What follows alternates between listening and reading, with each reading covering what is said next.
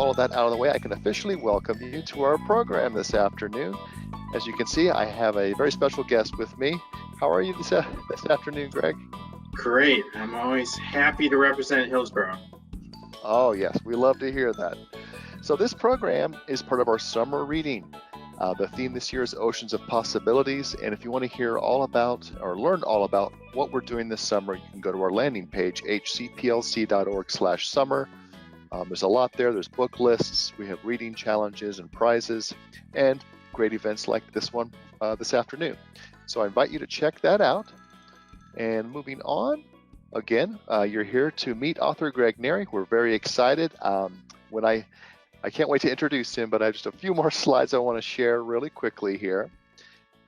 This program was funded by the Tampa Hillsborough County Children's Library Foundation. We'd like to thank them for their support. Without their funding, we wouldn't be able to do this, so a big thank you to them. And also, we want you to be able to continue the experience after the program. We have lots of titles by Greg in our collection. As you can see, there's some samples here. So you can search these and other titles in our catalog at hcplc.org/books. All right, and now for the great part, I get to introduce Greg Neri. All right, so Greg Neri is the Coretta Scott King honor-winning author of Yummy, The Last Days of a Southside Shorty, and Ghetto Cowboy, which was made into the movie Concrete Cowboy, starring Idris Elba, which debuted at #1 on Netflix. His books have been translated into multiple languages in over 25 countries. They include True and Nell, Grand Theft Horse, Hello, I'm Johnny Cash, and Chess Rumble. In 2017, he was awarded the first of 2 National Science Foundation grants that sent him to Antarctica. He is currently co-chair of the Antarctic Artists and Writers Collective. And prior to becoming a writer, he was a filmmaker, an animator, illustrator, a digital media producer, and one of the creators of the Truth Anti-Smoking campaign. He writes full-time while living on the Gulf Coast of Florida with his wife and daughter. All right, well, welcome, Greg. We're so happy to have you here with us. So yeah, I'm always happy to represent Hillsborough. I live here in Temple Terrace, although right now at this moment I'm not in Temple Terrace. I'm on an island called Anna Marie in the Gulf, and if you can hear a little noise in the background, it's because there's this waterfall right outside my window that goes into the pool. And I know it's such a drag when you can't turn off your waterfall to give a presentation, but you know, these are the problems we have to deal with. I like to, you know, I'm always talking to my fellow author friends. We get invited to give talks, you know, all over the country, and you know, we get to travel and do school visits in other states. And in the beginning, it seems to be the case for most authors, like you can be invited to these other places, but you can't get arrested in your hometown. But I have to say, in the last several years, I've done a lot of talks and school visits in our county here, which is the 6th largest school district in the United States. And it's been amazing just to kind of see the whole county and the range of kids and people and all that. So today, what I want to do is I want to show you some images that I like to talk about, kind of the stories behind the stories, because to me, that's where it all begins. So I'm just going to bring up this PowerPoint, and I'm hoping you all can see that. I like to start with this image, which a teacher sent me of her students reading my first book, Yummy. And I like it because to me it captures, you know, everything about my writing. That look of kind of surprise and like, what? Is kind of the reaction I have when I stumble across a story, because all my stories, regardless of if they're fiction or nonfiction, are all inspired by real life, you know, things I stumble across completely by accident. You know, one minute I know nothing about something, the next minute it's like this whole hidden world is exposed to me, and I have this exact reaction, which is like, what what is going on here? I never heard about this, whatever it is.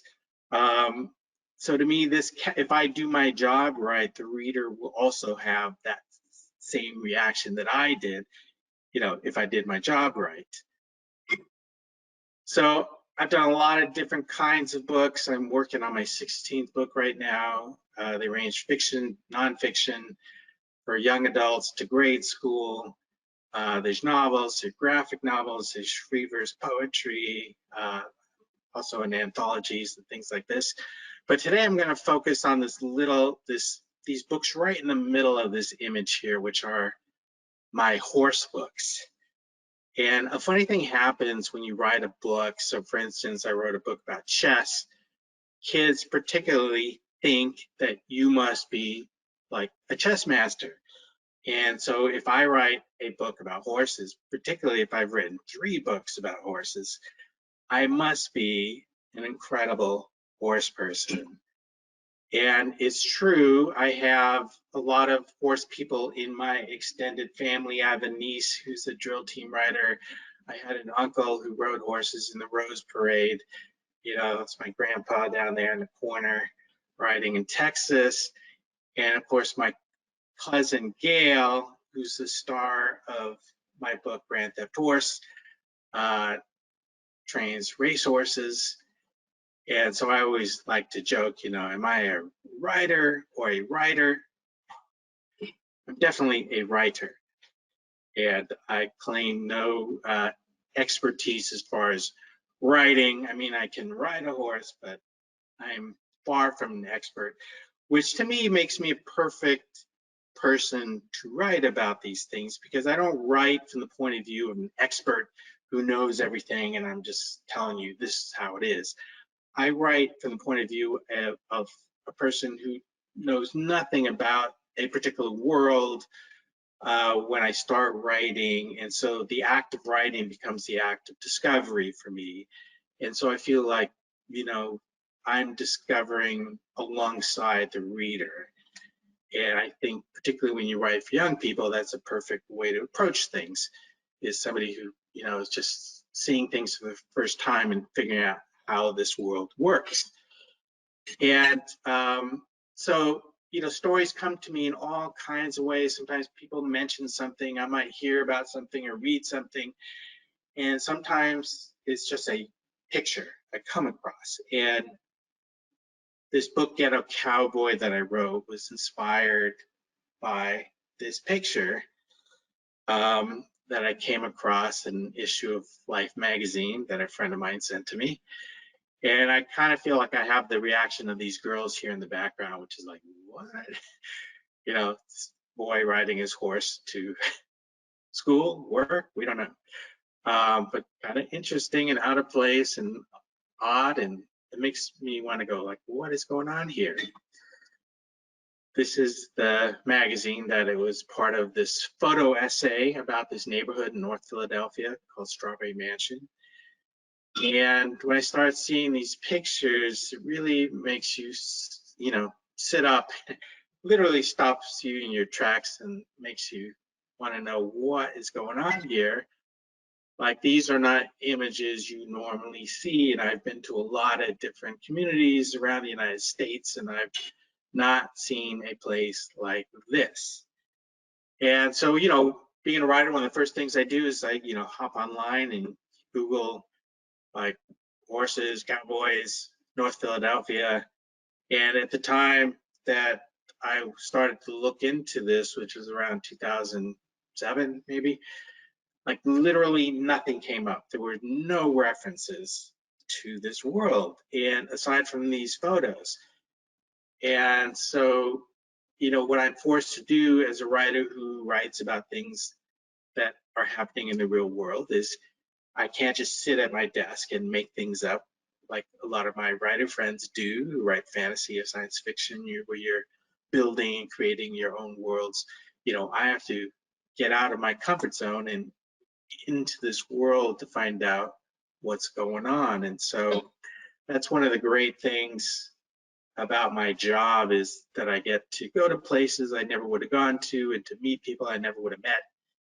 And one of the things I like to call myself is kind of a story collector, which is I love to talk to people and just hear all kinds of stories about what's going on in this community, like all these crazy stories that you tell your friends, like, oh, you won't believe what I saw yesterday, or this happened last week, and you know, that's the stuff that makes stories kind of come to life, like things you couldn't possibly make up. And so, you talk to as many people as you can, you go to the place, you kind of hear how people talk, see how things are there, what kind of attitudes are going on, and hear stories, and then figure out how to take all these, hundreds of wonderful little stories and put them into a bigger story, maybe through the eyes of a single narrator who becomes the hero of your particular book. And, some of the things I found out about this place was, it's been going on for decades and decades and decades. Strawberry Mansion, if it was known for anything, it was known as the toughest, most dangerous neighborhood in Philadelphia. And you did not want to go there. You want to avoid at all costs. And, people who I knew lived a couple miles from this area knew nothing about what was really going on there. And it was kind of a neglected neighborhood with a lot of vacant buildings and empty lots. And these guys had been saving, ex-race horses from being sent to the slaughterhouse and bringing them back to the neighborhood. And sometimes turning these vacant buildings into stables or empty lots into corrals. And if you went there, you might meet some of these guys who have been saving these animals for decades, putting whatever money they earned into keeping these animals healthy and alive and giving them a space to exist and run free. But the other thing that really captured my imagination was not only were they saving these animals, but they were turning them around and giving them to the young people in these neighborhoods. And the idea being that to keep these young kids off the main streets of North Philadelphia, give them a horse. Because if you own your own horse, that's a full-time job. And a lot of these kids who kind of get sucked into this world are at the stables before school, they're there after school, they're there on weekends, and they just don't have time to get in trouble. And so what you see is this kind of circle of life where, these kids come in and they become horse people, and then they grow up, and then they continue and they bring in the next generation and then the next generation. And, their horse becomes their reputation, because how well you keep your animal healthy, good looking, and you're a good rider, that's how you're viewed in the neighborhood. And you can actually see this transformation come over young people. I mean, the first time you ever seen a horse, it's pretty scary and intimidating, this huge, 1,100-pound animal in front of you.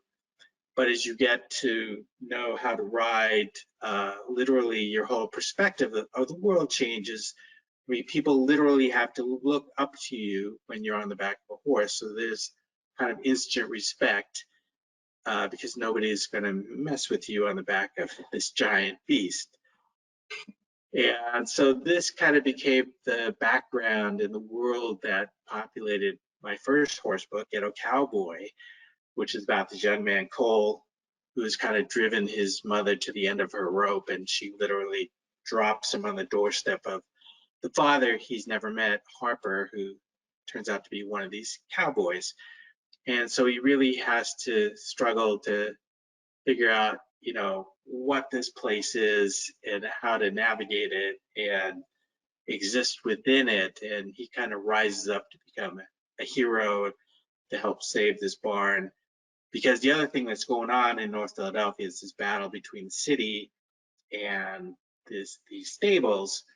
At one point, there were about, several hundred black cowboys in North Philadelphia in many different barns. And the city realized, instead of neglecting this area, it could be used to develop and gentrify and bring in new money. And so there's been a real effort in the past decade to drive a lot of these cowboys off the land to, gentrify it. And so it's kind of, reminded me of a modern day Western where you have the land barons driving people off their land to take it over for the cattle. And here you have the battle of the modern black cowboy versus the city. And, so one of the things I try to do in writing is just change the narrative, because people only know what they know. And if all they know is like, oh, Strawberry Mansion, that's the most dangerous neighborhood in the city, you don't want anything to do with it. But through story, you can change it and show really that this is an amazing world and tradition that has been going on for decades, and is something we're celebrating instead of trying to, wash away. And so that's a big effort for me in writing stories about the real world. And a funny thing happened after the book came out, and I started traveling around. I started to find black cowboys coming out to see me.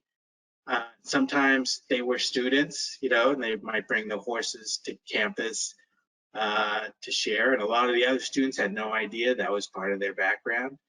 Other times there were, black cowboys, everywhere from New York to Los Angeles, Seattle, St. Louis, Chicago, New Orleans, even here in Tampa, we have black cowboys. And so what I thought was this thing that was only happening in this one little neighborhood and might disappear forever, turned out to be a much bigger community than I ever imagined. But like most people, you just don't know it exists. There's this whole world hiding in plain sight. So I wanted to show you this clip, Chris, if you could bring this up. A little clip that a filmmaker that I met had done, which really captures the essence of this world, and kind of was the first step into turning it into a movie. So let's see if we can get All that. right. Yeah, I've got it here, and I'll play it for you now. Okay.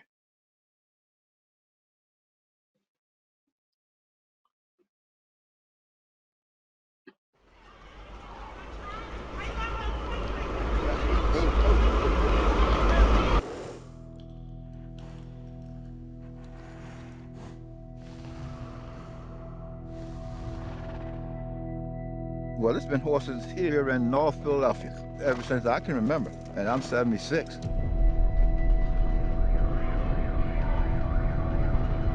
Everywhere you can go, we ride horses in the city. To me, it just seemed normal. I ride the horses in the city, all through the projects, around the neighborhood. I don't see it going away. I don't see it going away no time soon. I believe we keep the horses because it's like a beating heart. You get rid of the horses, what do we live for?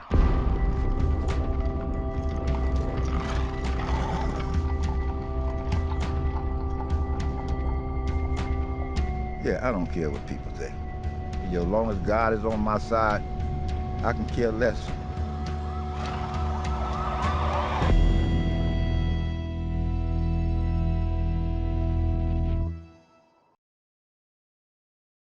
So that was made by a filmmaker named Rusty Staub and his group called Neighborhood Films. And they're about a mile from the stables, and they had filmed a couple of beautiful pieces by of this community. And to me, that clip seemed like a movie trailer for this book. And so we started talking, and he had done a lot of short films, and he used to work for this big time Hollywood producer, and that producer, when he noticed his short films getting a certain amount of acclaim, thought it was time to do a feature. And when he asked him what he wanted to do, he took out Get Out Cowboy and said, I want to do this. And as we spoke, I found out we had a lot in common in terms of how we both wanted to change the narrative of this community and paint a different light of it. And so started talking about making a movie. And at first it was going to be a low budget independent film where he'd use the real people as actors. And then this guy kind of came on board, Idris Elba, who had his own production company and with a mission to make films about things that weren't being shown, or stories that weren't being told. And this subject kind of fit right in. And so the little independent film became a much bigger film. And when it just came on board, then all kinds of amazing people like Lee Daniels, the producer, came on board, and it became a much bigger effort, and which led to being made into this movie, Concrete Cowboy. Concrete Cowboy is an actual term that is used in Philadelphia because they are cowboys riding on concrete. And it turned out to be a pretty amazing experience because Idris was involved. A lot of great people came on board. You know, Caleb McLaughlin from Stranger Things played the lead role, Cole. Idris became Harper, the father. Method Man there from the Wu-Tang Clan, and a lot of great actors that you've seen in many different things. All kind of came on board and gave back, pretty much working for scale and putting money back into the production just to get it made. And it was really an unusual thing. It was really independent in spirit, even though we had all these major people involved. And it's kind of a rare example of just the heart of it winning over everybody.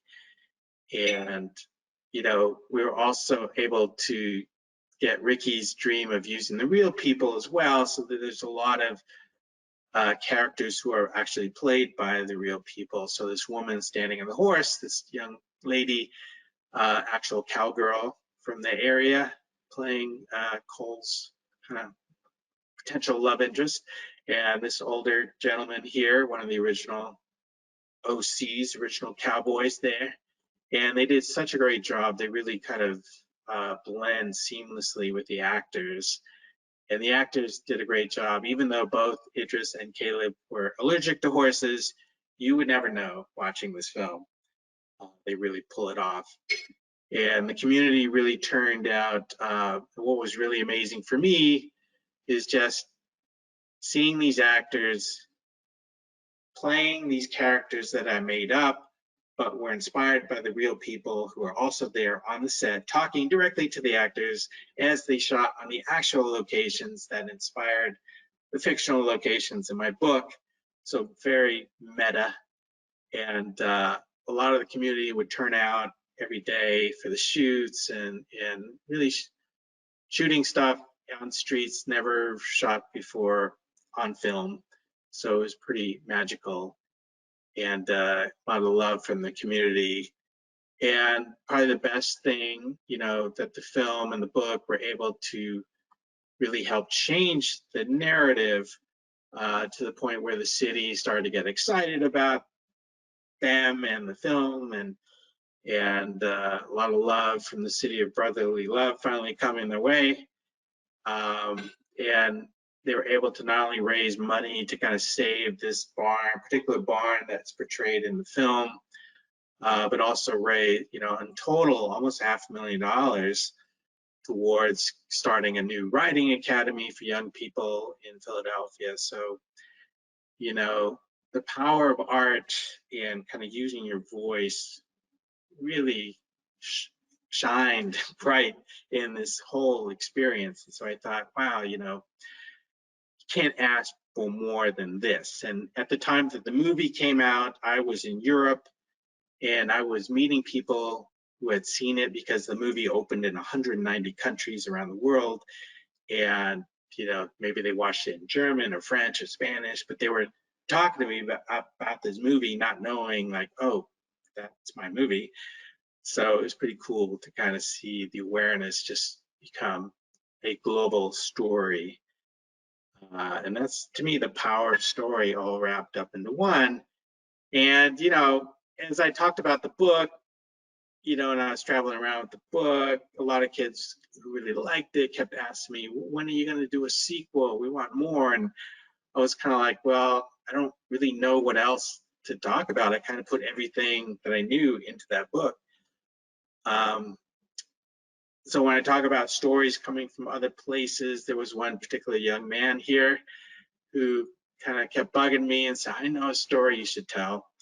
And it turned out he was a cowboy from that neck of the woods, but he also had this other life where he was a polo player, and he belonged to this other barn, which happened to have the only African-American polo team. And that kind of sparked a whole another line of thought that eventually became the sequel, Polo Cowboy, which came out last year. And, you know, usually when you do a sequel to a book or a movie, you know, you try to retell the same story, but you just go bigger, you know, more action, more whatever. And this one is really kind of a curveball, like a totally different fish out of water story. And I think kind of more like West Side Story. We have these two worlds, the worlds of polo and cowboys that never cross. And it's actually a pretty amazing sport. You know, you have like 3 or 4 horses per team charging full speed. You know, the players are all geared up in their armor with helmets and face masks, and they're whacking this, you know, hard ball, you know, and charging each other and bumping and grinding. It's like pretty dangerous, exciting sport. And Ruth is this girl from the polo world who belongs to this military academy, which has a polo team, and she's a real outsider, not only the only girl, first girl at this all boys school, but the only black girl, and she also has a skin condition called vitiligo. And she seemed like a perfect foil and potential romantic interest with Cole. And so Cole kind of gets sucked into the polo world himself, and really unusual and beautiful little story, kind of a different twist on a sequel. And I was very, very happy with how it came out in the end. Really, sometimes the writer is just as surprised as the audience. And so to me, this story kind of was not one I would have thought of telling, or certainly not telling in this way. So to me, it was also a big surprise.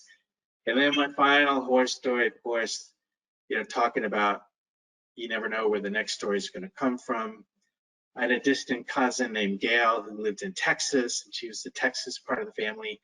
Never had much contact with her, only met her once when I was young, and we visited, but otherwise never knew her really.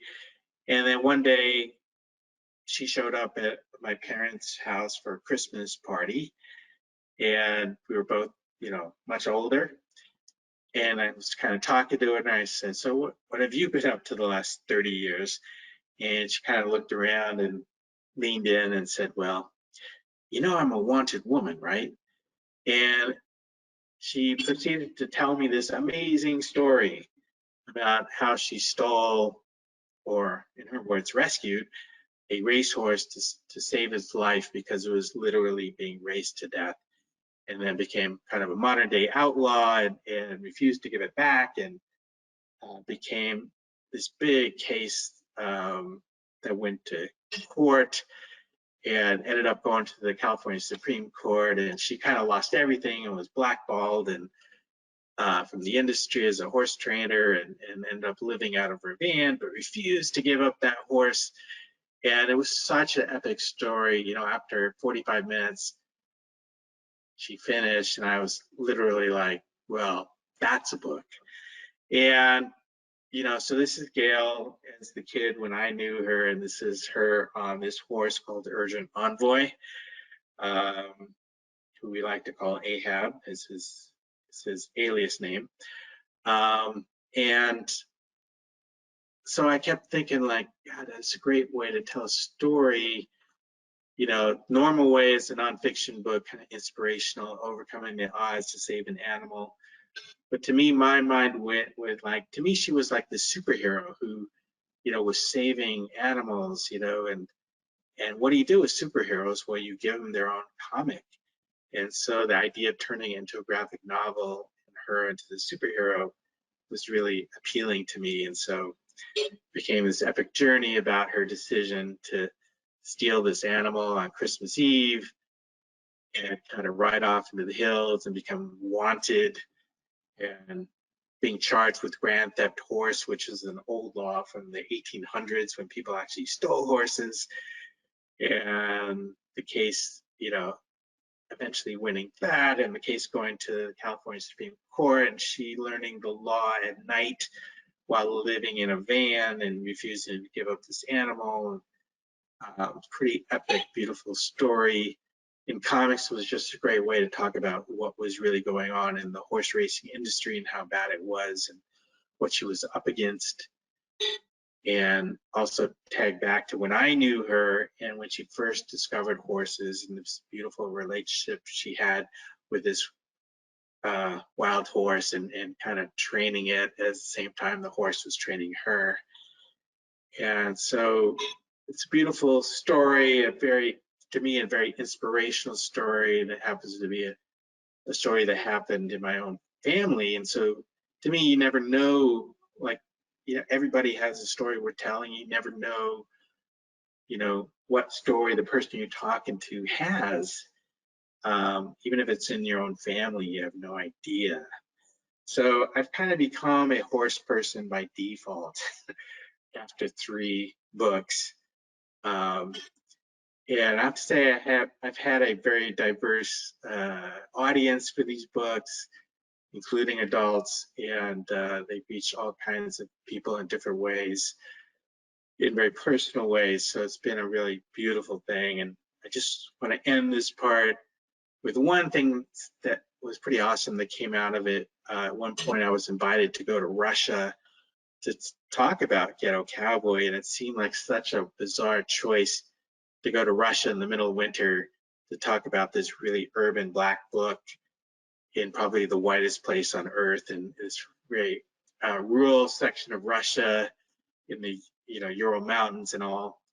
And it turned out to be this amazing experience where not only did they understand the book, but they understood it in the deepest possible way. Because, and what I learned from them, like, this book is really a book about civil disobedience and about standing up for your values and your traditions, and which is something that they were not allowed to do in Russia.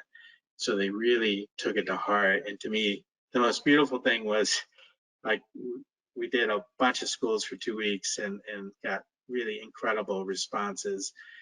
And after I got home, the Kremlin wrote a letter to the State Department, basically banning me from visiting Russia in the future.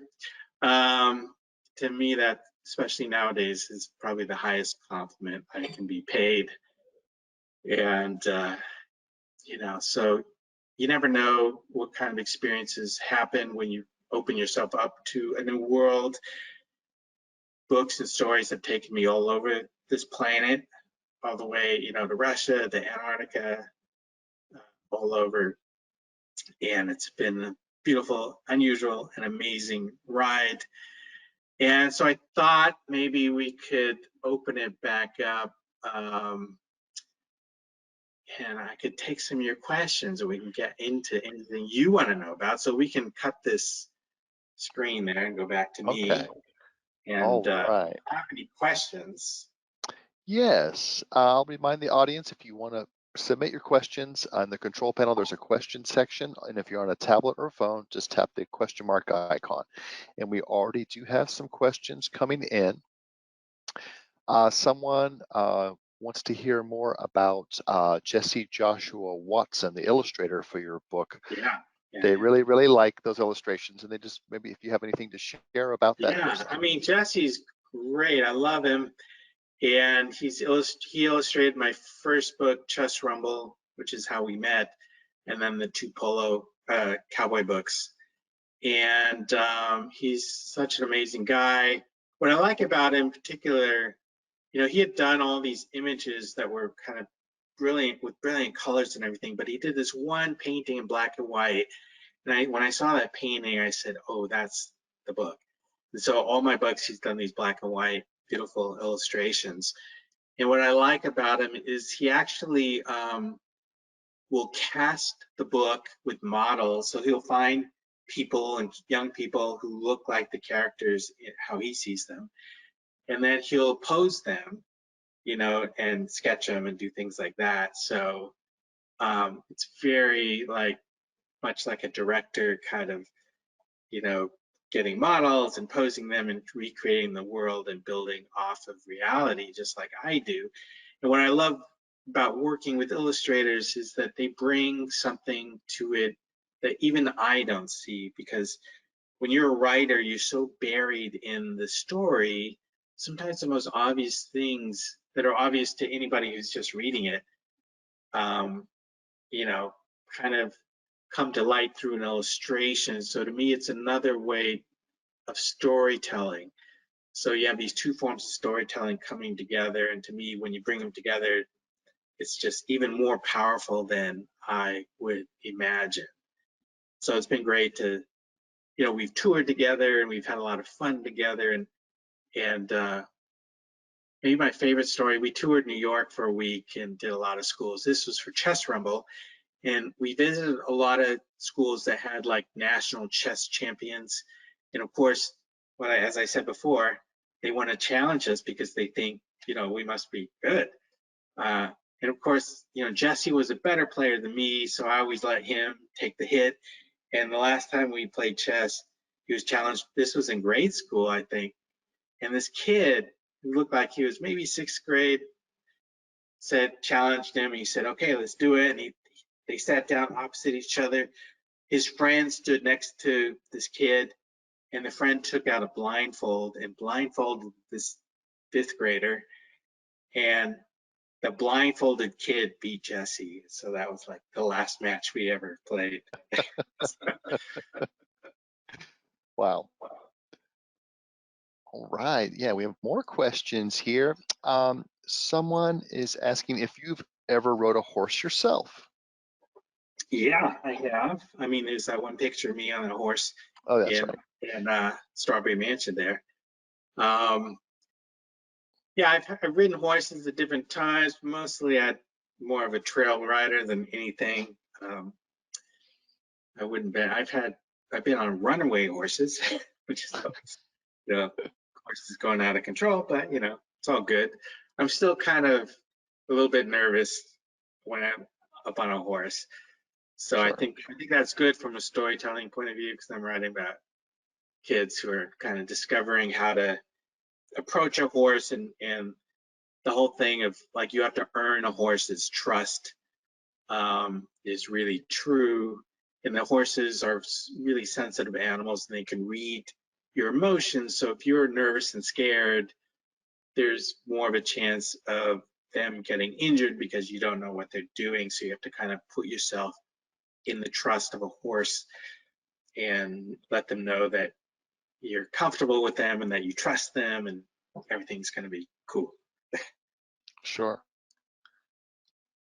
Oh, we have a question. We have someone who is watching who lives in Memphis, Tennessee, and they're thrilled to see you in person, and they wanted to know if you wanted to share what your next book is about. All right. I love Memphis.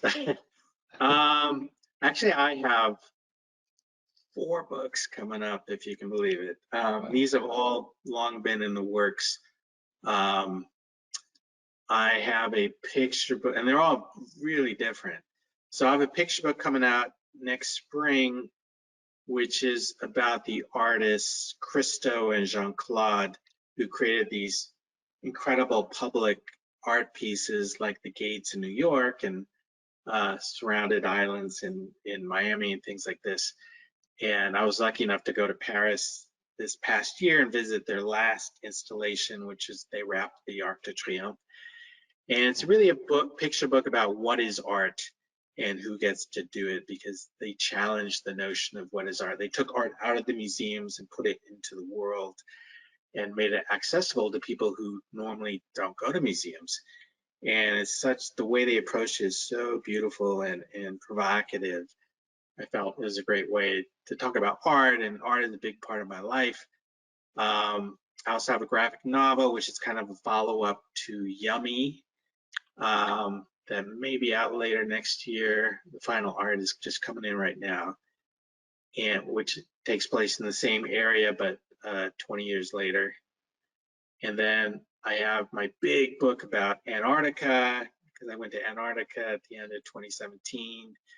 And I already did a comic book about my adventures with a team of paleontologists looking for the dinosaurs of Antarctica. But this is really about my experiences for the 2 months that I was down there, and how it made me feel like that 10-year-old who loved the idea of becoming an explorer.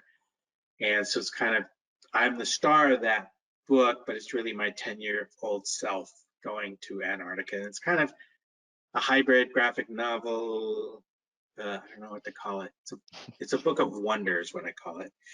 And then the final book I'm working on right now is a big nonfiction epic, kind of about the Black history of the space program and how it intersected with the civil rights movement in like a really unusual way.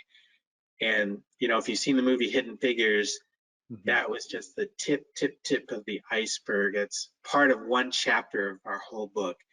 And there's so many amazing, we talk about probably 50 hidden figures who are engineers and scientists and astronauts and support personnel, like just incredible dropping stories that you've never heard of, that literally will change the way you view the space program, and also civil rights as well. So Wow. that has been a handful for the last several years. That all sounds fascinating and amazing. We look forward to that. All right, so we have more questions here. Someone is asking, okay, so from your experience of exploring and writing, how welcoming is the American public to the idea of Black cowboys' history and existence right here as part of history and American culture? Oh, I mean, people are amazed in general. They have, everybody, everywhere I've gone, they have the same reaction that I did, which is like, what? Like, you just didn't know 1 in 4 cowboys in the Old West was Black, or you didn't know, you know, that the word cowboy actually started off as a slave term, where, you know, if you were a slave and worked in the house, you were called a houseboy, and if you were a slave and worked with the cows, you were called a cowboy. That these guys were so good on horseback driving the cattle that it soon became kind of a compliment to be called a cowboy, and the white cattlemen started to use that term. And so people are pretty excited anytime they learn something, like you take an image and you turn it in a way that you never thought about before. So I've always had this image of a cowboy like John Wayne or Clint Eastwood, and then you spin it, and now it's become much more acceptable. I mean, Idris has made 2 Black cowboy movies, and Jordan Peele's new one coming up next month also has Black cowboys, and I've seen them in commercials, I've seen them on the front page of the New York Times and other papers, and the documentaries. And so it's much more of an awareness in the last few years. Okay. All right. So you have experience as a filmmaker, and then you had your book adapted into the Netflix movie, of course. Can you share how similar or different that process is to writing books? Yeah, so I started off as a filmmaker originally, way back when.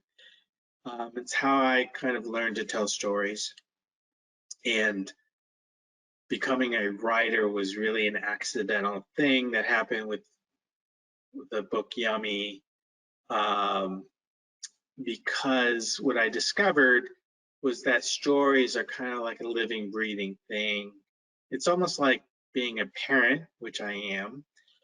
So if you have a daughter, you might have, you know, an image in your head of what that your kid might grow up to become, but really you have no control over it. They're going to become whatever they're destined to become, and so your job becomes about making them the best person they can be and giving them all the tools they can need to adapt to whatever situation they come into. And stories are kind of the same. So I wanted to tell this story about Yummy, and I did the thing I always do, which is like, let's make a movie out of it. And started to move down that path, and things were happening and coming together. And then like something inside of me kept telling me that doesn't feel like the right way to tell this story. And I didn't know where it was coming from or what was going on, but it seemed like a movie wasn't the right way. And many, many months went by, and I kind of played around with different things. And then I met a friend of mine who was a graphic novelist, and he was putting together a book and showed me how he wrote a script before he started drawing. And I was looking at the script. It looked like a screenplay. And graphic novels, very visceral and kind of cinematic. And the light bulb kind of went off in my head, and it was like, oh, this is a better way to tell this story.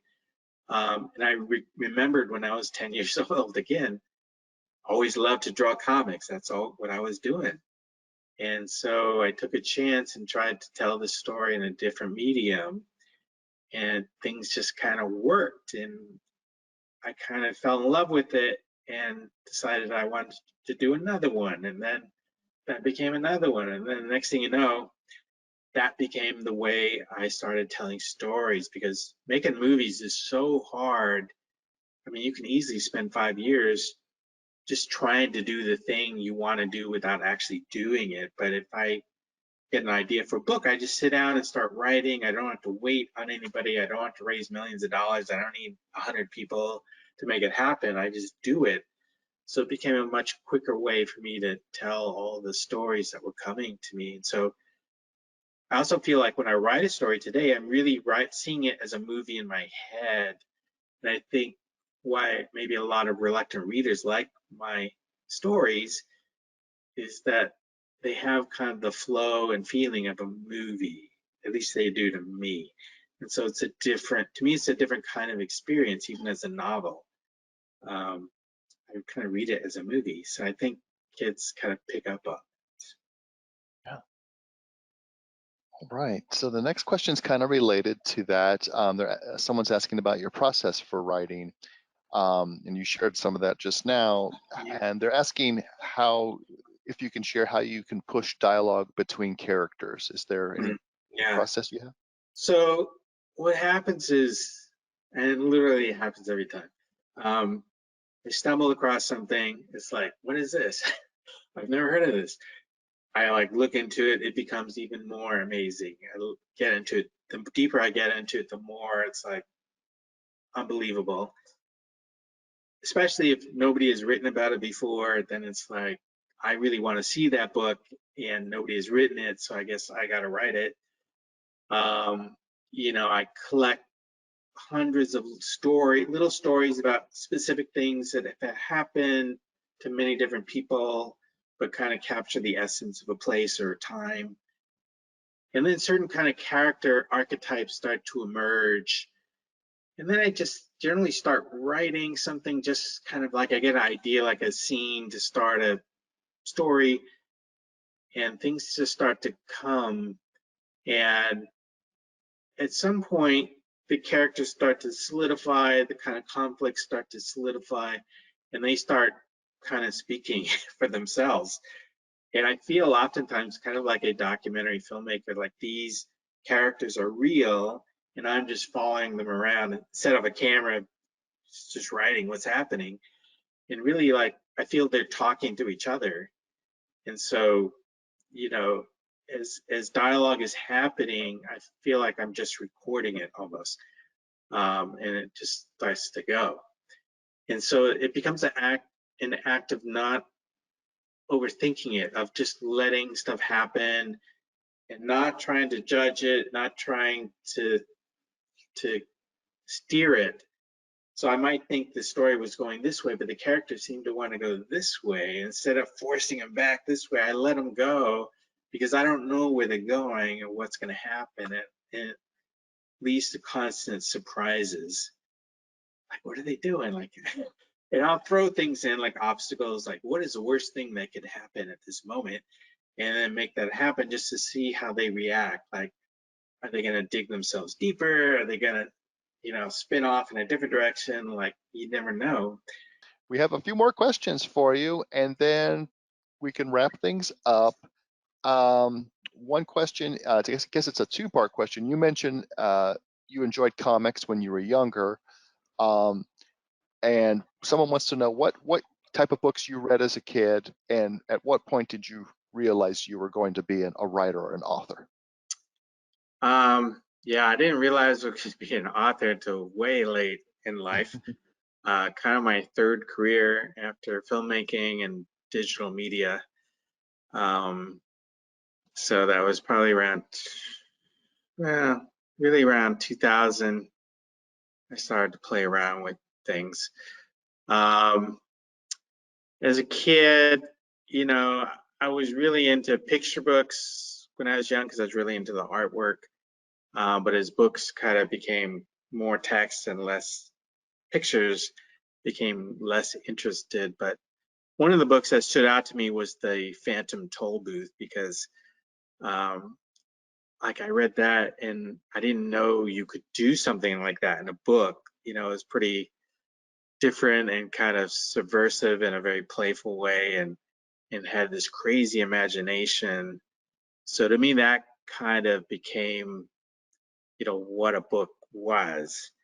And to this day, I try to emulate something like that, and just in terms of doing something unexpected, so that I could surprise another young person who might have a dubious relationship with books at the time, to show them something different and maybe kind of spark their imagination too.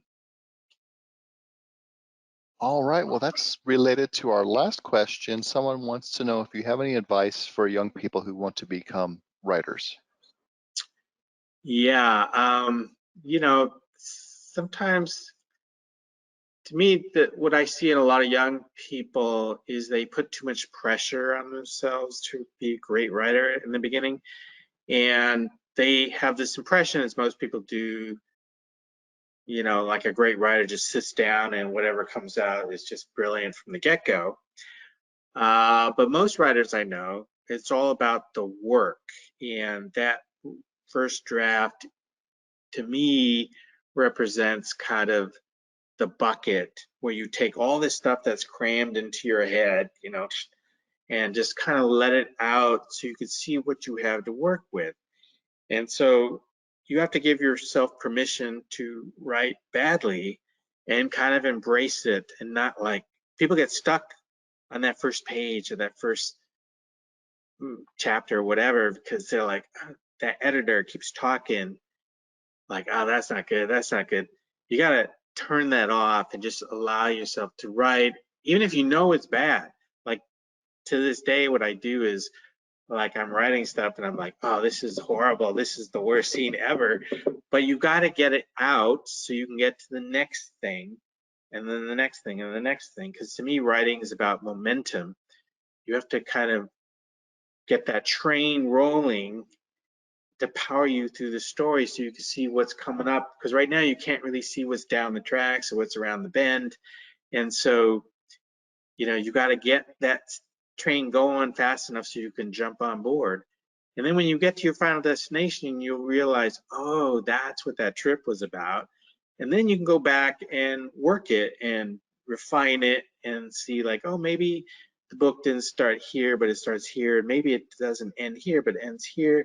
Maybe those two characters are too similar, so what if we combine it into one character? And this part is really great. Why don't we do more of this? And this part's kind of boring, so why don't we cut that or make it smaller? That's where it starts to come together. And then, especially when you start working with an editor, then you really start refining, and you go through many, many, many, many, many different rounds before it actually looks great. So, like, give yourself a break, turn the editor off in your head, allow yourself to be bad, like almost relish it, and have fun with it. Like, take chances. Like, wouldn't it be great if they could do this? Instead of thinking like, yeah, but that would be really hard to justify. Just do it. Just have fun. Imagine that could happen and make it happen. And oftentimes you'll figure out a way of how it could weave in later on. But kind of go for the big things that your gut tells you. Like, wouldn't that be fun if that happened or this happened? And just, go for it and have fun. Because, what I realized early on when I did my first book, like, I had never done a book. I had not been trained to do a book. And if I did it and failed, literally nobody would know about it. And I realized I had nothing to lose, because if I tried it and failed, I would still be the same guy who had never written a book. But if I tried it and succeeded, I would have this whole other way of expressing myself. So it's really like a no-lose situation as far as I'm concerned. And then I meet a lot of novelists who are, 14 or whatever. And it's like, you're still young, you have a lot of time. Like, don't worry about it. Like, develop it, figure your voice out, write several different stories. Don't put all your eggs in one basket, because you will grow as a writer as you try more stories, try them from different ways, as a novel, as a free verse, as a comic, or whatever. So allow yourself the time to explore, so you can find out who you really are as a writer. That is great, great advice. Thank you.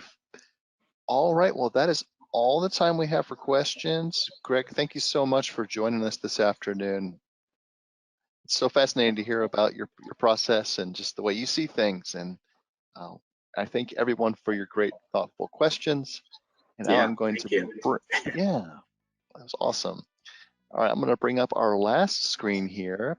If you'd like to contact the library, you can call us directly at 813-273-3652, or you can go online at hcplc.org/contact.